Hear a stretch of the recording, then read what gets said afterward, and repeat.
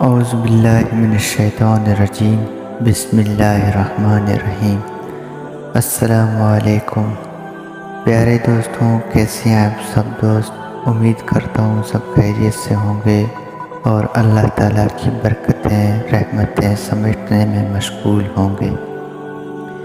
پیارے دوستوں، وظائف المعروف چینل کی طرف سے آپ لوگوں کے لیے ایک بہت ہی بڑا وظیفہ لے کر آیا ہوں۔ وظیفہ رزق کی کشادگی کے لیے ہے۔